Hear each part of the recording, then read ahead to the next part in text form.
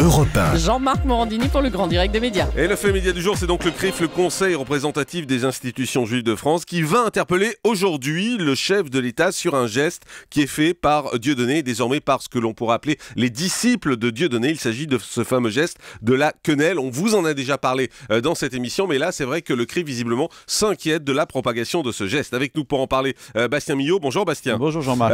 Notre expert en communication et médias. Alors pour commencer, on démarre donc avec ce rendez-vous du CRIF à l'Élysée. Oui Jean-Marc, un entretien qui a lieu dans un contexte particulier et le président du CRIF, Roger Kuckerman, l'évoque sans détour dans le Parisien ce matin. Pour lui, en ce qui concerne l'antisémitisme, je le cite, la situation s'est aggravée en quelques années. Cela n'apparaît pas forcément dans les statistiques, mais il y a un climat, un ressenti. Et vous le disiez, au rang des sujets qui pourraient être abordés dans l'entretien que le CRIF a avec le chef de l'État aujourd'hui, il y a cette fameuse quenelle. Alors vous êtes sans doute nombreux, chers auditeurs, ce matin à découvrir ce terme. Concrètement, de quoi s'agit-il ? Eh bien d'un geste effectué debout.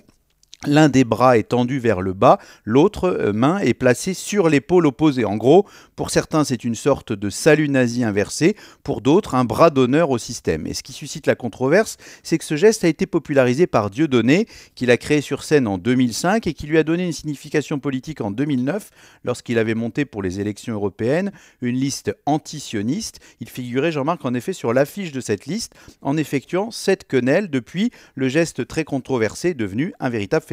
Ouais, vous venez de le dire, hein, ce geste de la quenelle est controversé et pourtant il fait le buzz de plus en plus sur Internet. Oui, ils sont étudiants, pompiers, militaires et sur les réseaux sociaux, des milliers d'anonymes reproduisent le geste de la quenelle, visage flouté la plupart du temps. Ils participent à la diffusion virale et massive du geste créé par Dieudonné, la plupart du temps, il faut bien le dire, de manière tout à fait naïve certainement. Certains posent même aux côtés de politiques en faisant la quenelle. On voit ainsi sur Internet des photos de jeunes lycéens sollicitant le ministre de l'Intérieur Manuel Valls pour poser à ses côtés et effectuant quasiment tous une quenelle. Plus grave, Jean-Marc, des paris ont été lancés, comme faire des quenelles devant des lieux chargés d'histoire, le camp d'Auschwitz ou des synagogues, comme l'ont fait 2 chasseurs alpins de l'armée française qui ont depuis été sanctionnés. Vous le voyez, le phénomène progresse d'autant plus vite qu'il y a une sorte d'émulation, mais une émulation qui n'est pas exempte de motivation commerciale.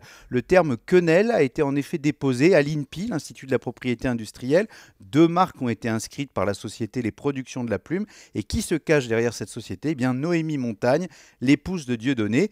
Et vous le savez, en déposant une marque, vous pouvez créer des produits dérivés, le décliner sur tous les supports. Bref, gagner de l'argent avec un geste de ralliement au relent parfois douteux. Oui, ce qu'il faut rappeler tout de même, Bastien, c'est que plusieurs personnalités sont également tombées dans un piège à cause de ce geste. Oui, vous avez raison, Jean-Marc, de le préciser. Il faut être extrêmement prudent sur la signification des photos de personnalités qui effectuent ce geste de la quenelle sur Internet. Beaucoup ignorent de quoi il s'agit.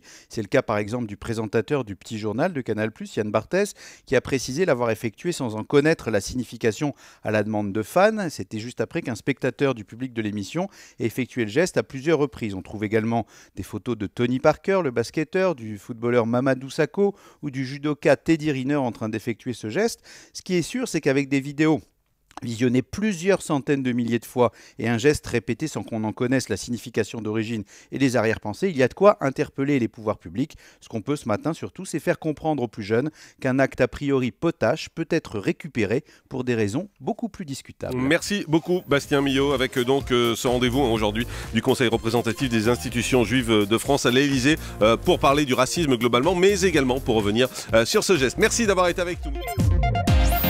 Europe 1. Le Grand Direct des médias.